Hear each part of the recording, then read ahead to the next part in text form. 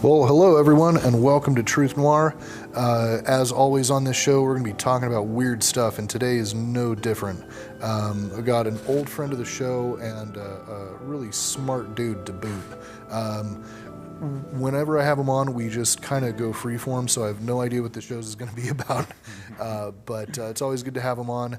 I want to introduce Mr. Atelston Fitzgerald Holder the First. Thank you for having me out. Welcome, sir. And yeah, man, thanks for coming down and rapping with me today. Thank you. I'm flabbergasted beyond comprehension. I'm excited, actually. Well, yeah. To start, why don't you go ahead and tell the audience at home a little bit about yourself and. Well, I'm a research scientist / entertainer. I studied a lot of different. I study a lot of different areas, academic areas, primarily cross-disciplinary, multidisciplinary, transdisciplinary, and interdisciplinary areas. Basically, all that means is taking multiple disciplines into consideration. It may be a situation where mutually exclusive disciplines converge, or where disciplines overlap on a deep level. Like you might find certain areas interdisciplinary where physics meets linguistics when it comes to areas of language and speech and tonality. So interesting. Yeah, man. So I don't know where to start. What do you think about subliminal messages in entertainment media? Oh wow, that's a that's a big subject. I mean, subliminal influences or subliminal messages, information that bypasses below the psychological threshold of conscious perception. So you have the conscious mind, you have the subconscious, and you have the preconscious or universal unconsciousness. Now, this area below the conscious mind is where we get into areas like psychodynamics, which is sort of like the interrelationship or the interrelation between the conscious, the unconscious, emotions, personality, and motivation, goals, and drive. But subliminals, in and of itself, you have subliminal, you have supraliminal, you have hyperliminal, you have hypnosis, and you have Neuro-Linguistic programming. Sure. NLP. And you have cognitive behavioral therapy, CBT, which is like a subset or a branch of NLP, equivalent to psychoanalytics being a branch or a subset of psychodynamics. So I could break them down if you like. So subliminal, subliminal is basically information that bypasses below the psychological threshold of conscious perception. Supraliminal is information that bypasses above the physiological threshold of conscious perception. Hyperliminal is a mixture of both, information that bypasses below the psychological threshold and above the physiological threshold. And then we have hypnosis. Hypnosis is basically, our brain oscillates in different brain waves. You have the alpha, beta, delta, and theta. Hypnosis is basically when the brain transitions from the alpha or the beta to the theta or the deep delta state, where all actions become involuntary, making the subject susceptible to outside influence. Yeah, suggestion and all of that. Suggestion, right. And then Neuro-Linguistic programming, often used interchangeably with natural language processing, because they both consist of the same abbreviation, NLP. Mm-hmm. But natural language processing is like a multidisciplinary discipline. It's a correlation between computer language and linguistic models. Now, Neuro-Linguistic programming basically is a correlation between neurological processes, linguistic models, behavioral patterns, and the human experience. So what do they all share in common? They are all capable, they are all a form of subliminal influence. Now, subliminal in and of itself is information that bypasses below the psychological threshold. So you may look at, let's say a prime example is a FedEx logo. But FedEx logo have like a sacred geometric shape ingrained in the logo. No, your conscious mind is incapable of seeing that. Right. Yeah, so there's a logo that you're looking at, mm-hmm. and you know that it says FedEx. Right. But then there's also symbolism hidden in that, right. which communicates on a deeper level, and any kind of good logo will do that. Yes. It'll be recognizable to your conscious mind, but then it will also suggest to your subconscious what that company does, or some characteristic contained in that pictographic representation. Yeah, but the fascinating phenomenon with subliminal influences is you're unaware of it. On a conscious level, you're unable to depict this. This is why they call it information that bypasses below the psychological. Subliminal now information that bypasses above the physiological threshold, so it's detectable. A prime example of subliminal below the psychological threshold is where you can play music.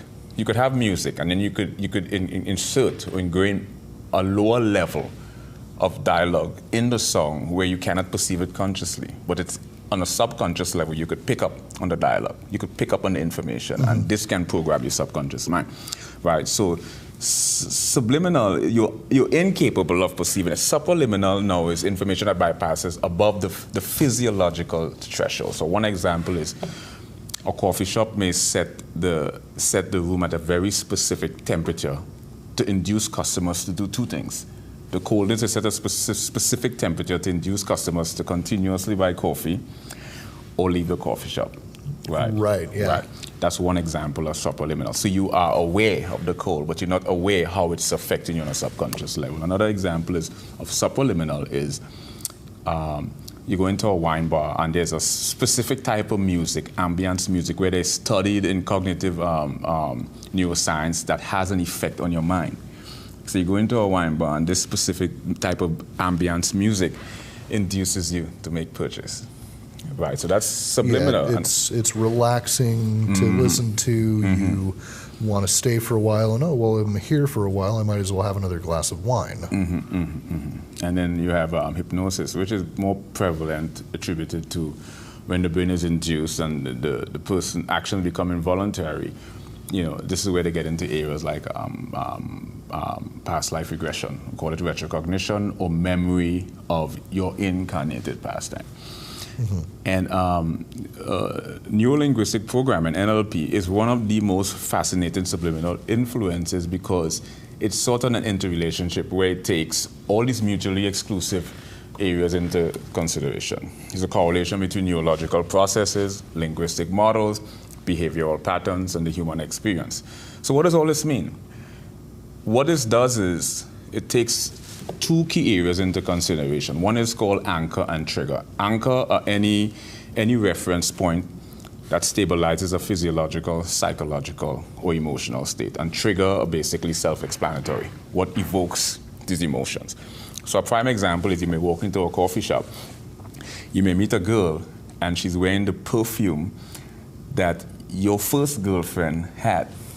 Oh, yeah. Right. So that's a prime example of a neuro-linguistic programming from an olfactory perspective. And then that's going to trigger memories from a past event. And, you know, in science, they have these jargonic, I call it verbosity term they call it auditory, optical, olfactory, tactile, and gustatory. What that means is you hear, you see, you smell, you taste, you touch. Touch, yeah. Right, so here's a prime example I give you, an analogy of where neuro-linguistic programming goes into effect because it affects your olfactory sensory perception. So when you ask the question about subliminals has to take a whole, it's a conglomeration of subliminal, supraliminal, hyperliminal, hypnosis, neuro-linguistic programming, and also cognitive behavioral therapy, which is a whole different area.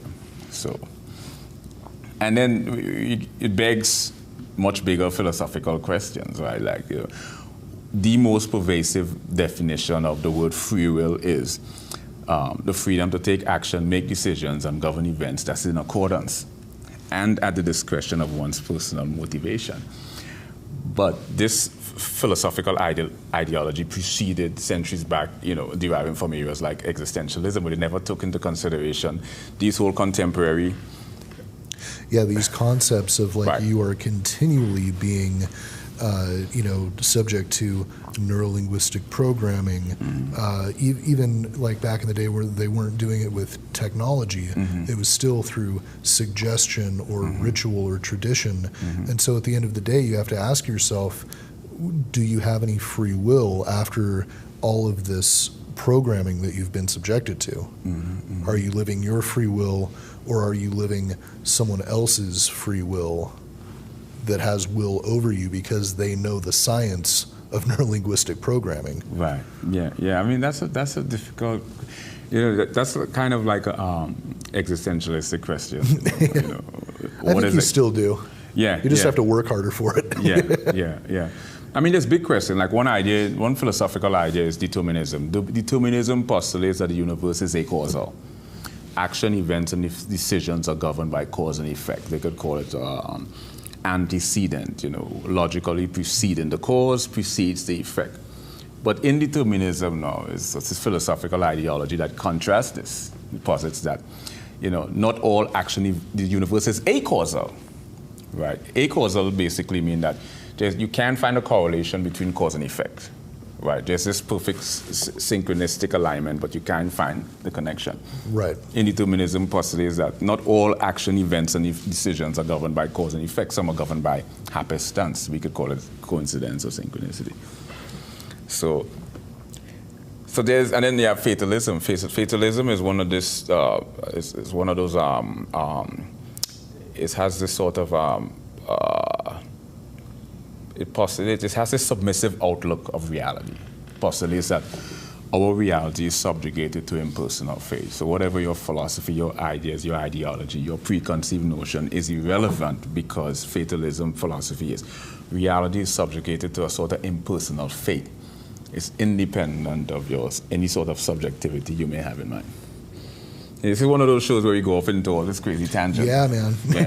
Yeah. Well, I think transdisciplinary methodology works a lot here, because it helps to explain certain things that might be a little bit more difficult to grasp if you look at just by itself.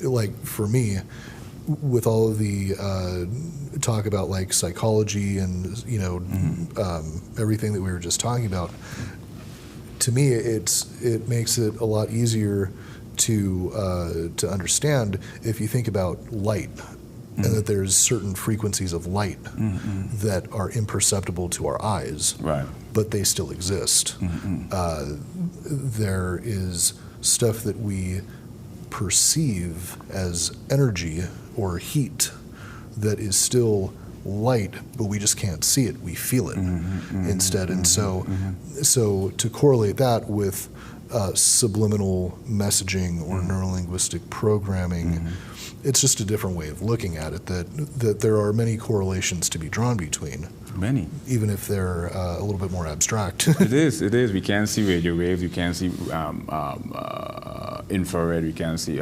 microwave. Higher up the electromagnetic spectrum, we can see X-ray, we can see ultraviolet, we can see gamma radiation, and then the myriads of electromagnetic frequency that ascends above and beyond our perception. Yeah, that we can't even measure. Right. I mean, and then that's a prime example now, because we see where there's an imperfection, there's an inefficiency of one idea in philosophy is realism. Realism postulates that abstract ideas, concept, and knowledge are innate and independent of sensory perception. Empiricism now is a philosophy that opposes this by positing that abstract ideas, concepts, and knowledge are not just innate, but they are contingent on our sensory perception. So I think it's a fascinating phenomenon. Not just these subject in and of itself, but science overall methodology, how it goes about to process stuff. Yeah, I was listening to an interesting story that someone was telling, and he was talking about just being on the bus and having this thought, or maybe it was a book that he was reading, and it spurred this notion in him that, and this was about synthesis in argument. And he made the example of political debate. And he said, now originally, classically, debate was about synthesis, a synthesis of ideas. And so that if you have an idea and you present it and I say, no, I disagree with you, I think it should be this way, then we're going to debate that, and maybe we're going to come up with some other better idea than either of us had before. Because we take the good parts about what we were saying and apply them to this new thing, like in that way that you synthesize something better. And he was talking about how very different that is from political debate today, and probably for the last century at least, where now you have debate descending into logical fallacy. Pretty much all of them that you can imagine, but mostly like these ad hominem, where you attack the person, not the idea.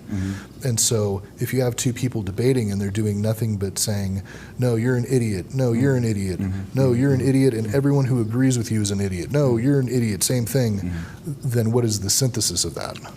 It's just this perpetuation of idiocy, and nothing gets accomplished. And I thought it was a very interesting way of looking at that, because it seems to me like different disciplines of science engage in the same sort of destructive arguments at times, when they could be working together and understanding how their disciplines correlate each other's sayings rather than just attacking. I think most, if not all, never really. There's a few areas we could go into. We probably don't have much time. We're going to get into logic, reasoning, and evidence. Let's look specifically, let's isolate one area. Let's get into areas like evidence. What is evidence? Evidence is defined as, and this is I'll use primarily the Oxford, both British and English translation, because it's considered the principal and historical authority on language, preceding back to Anglo-Saxon time and onwards. There's different forms of evidence. We have theoretical, we have empirical, we have inferential, we have subjective, we have objective, and we have anecdotal. And the way they go about evidence is a sort of circular, right? Dictionary lexicographers' publication of words in the dictionary is sort of differs in a sort of circular reasoning. A theoretical basically means a collection of propositions that illustrate the principle of a subject. You hear that? Theoretical evidence. A theoretical means a collection of propositions that illustrate the principle of a subject. Then you have inferential. Inferential is based on evidence, reason, and data.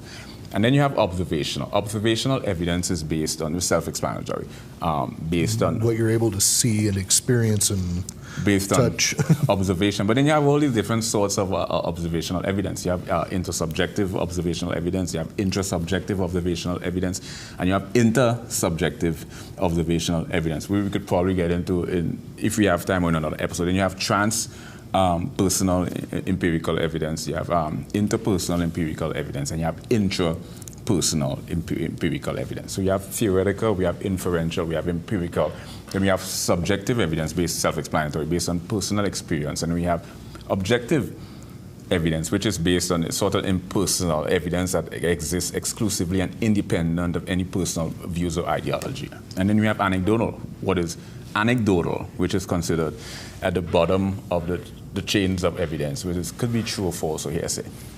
So you have theoretical, we have inferential, we have empirical, we have subjective, we have objective, and we have anecdotal. They all kind of differ. So what is theoretical evidence? A collection of propositions that illustrates the principles of a subject. Well, then you need to get into areas like, what is a proposition? Right. What is a premise? What is a syllogism? Right. No, premise and proposition is a whole different subject by itself, because when you look at lexicographers' publication of the word premise, premise by definition is a previous statement or proposition in which another is inferred. So why is a premise and a proposition used interchangeably when they are mutually exclusive definition, right? And it turns out the reason for this is because one of the inefficiency of linguistic models is lexicographers' inability to decipher the ambiguous nature of language, because a premise is ambiguous and a proposition is ambiguous. It's a big job being a lexicographer. I mean, there are so many words that have, and especially in the English language, that have come from so many different languages that you really can't be monolinguistic person. You can't be a single language speaker when you are trying to pull apart the lexicon of the English language, because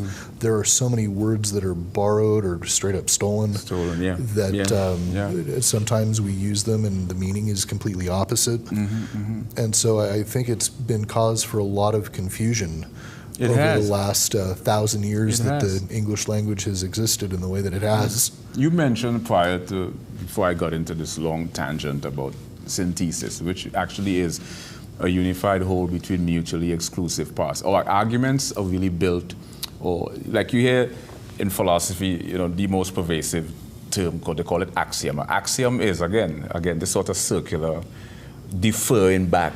An axiom is basically a statement or proposition regarded as a self-evident truth. We're not even going to get into that.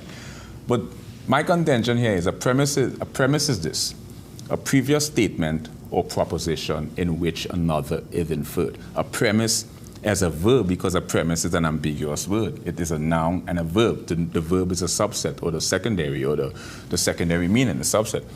Premise as a verb is a presupposition. Presupposition and supposition is not the same. Presupposition is to state or assume beforehand. And then you have proposition now as a noun is a statement or an assertion that expresses a judgment or opinion. Proposition as a verb is a proposition. Proposition is probably, we hear most pervasively, sociologically, where you hear the term, he propositioned her. Yeah, it's like a suggestion or but it's proposition used as a verb, because proposition as a verb is a proposition. But proposition as a noun is a statement or an assertion that expresses a judgment or opinion. A premise as a noun is a previous statement or proposition in which another is inferred. But why is a premise and proposition used interchangeably as a noun? Right? This is a defect. Misconception, misperception, misapprehension, misconstrue. Lexicographers are wrong 4 times. That's how wrong they are. Well, yeah, and it kind of calls into question maybe even a lot of the scientific method itself, right? When you're using these words to support your statements, your theses, your conclusions, and then you look back at the definitions of these words that you've used, you find that there's sometimes not a lot of substance to them. It's confusing. I mean, look at the hypothesis. A hypothesis is basically a supposition or a proposed explanation made on the basis of limited evidence, pending further investigation, right? And then you say an axiom is a statement or proposition regarded as a self-evident truth. So you see, but then you can't blame lexicographers, because language in and of itself, etymologically speaking, and the whole evolution of language is not based on the prescriptive aspect of it. It's more descriptive. Lexicographers collectively publish the semantical definition of a word based on how its sociological interpretation based on a collective group of people. So it's published based on how we interpret language or how we perceive it to be. So I find this to be a fascinating phenomenon. Not just the language in and of itself, but get into areas like logic, reason. Look, I'll give you a quick example. Logic is basically reasoning conducted or assessed according to strict principles of validity. It doesn't answer the question. Nope. No. Reasoning, right, is a cause, explanation, or justification for an action or event, right? Now, reasoning now, because of the inflectional morphological implication of the word ing, it alters the semantics. So the word reason was defined as a cause, explanation, or justification for an action or event. The meaning now is more modified now with the ing to a logical and sensible approach in which information is processed. Evidence is defined as the available body of facts or information underlying whether a belief or proposition is true or valid. All 4 words differ and reflect back. Logic uses reason, reason reflects back to logic, logic reflects back to evidence, evidence reflects back to proposition. When you go to premise, premise tells you proposition, you go to proposition, proposition tells you axiom. Right, and you go back far enough and then you realize that all of these arguments are inherently flawed at their core? Well, I won't say they're flawed. I mean, there's a level of imperfection to some degree, but you get to a point where you begin to see fallacies in everyone's argument, because I'm not even getting into the subject. I'm getting into the foundation, yeah, the just crux the of it all. definitions of the words. What is argument? What is reason? What is deductive reason? What is inductive? What is abductive? What is reductive? What is counterfactual? How are arguments constructed? And then you begin to see flaw in everyone's argument. Yeah. Right. So, unfortunately, we did not have enough time to elaborate on these concepts. Yeah, well, tell you what, man, I think we got a fair way into it. Absolutely. Appreciate you coming down. And I look cute as always. Sorry, yeah, I have to get that in. You are looking quite dapper, I must admit. Thank you very much. But yeah, man, we'll tell you what, if you want to stick around, we can do another episode, and we can either continue with this or jump onto another topic. I think you could trust your intuition if you want to. I think we did exactly. Are we on air? Yeah, we're still going. Oh, why can't we just continue? Why can't we just continue? Well, we have 2 minutes, and then that'll be the end of one episode. Yeah. We can start again. Right here, right now? Yep. And then we can go for another little stretch of time if you want. Okay, if you want. Yeah. But this one we have to wrap up real quick. So, with that being said, the definitions of words are important, you guys, and a lot of times when you really look into the definitions of words that I don't know that your politicians are using, a lot of times you find that what they're saying, and this is regardless of whatever side of the aisle you're rooting for, but a lot of times it turns out to be garbage. It's just a lot of hot air swirling around and not a whole lot of substance. It's not just politicians, but it's a lot of things. All of your advertising is getting deep in your brain, telling you need to keep consuming and buying and doing all of that kind of stuff. So I want to thank you again for coming down and expounding on a lot of this stuff, because I think it is important for people to be aware of. It's something that we're subject to every minute of the day. And so being aware of it is definitely half the battle. So I think we're going to come back with Atelston here in a few minutes. And once again, I have no idea what we're going to talk about. But thank you again, sir. Thank you. And wherever you're going, get there safe, and we'll be back in a few minutes with more of this guy. All righty, guys, take care. Bye.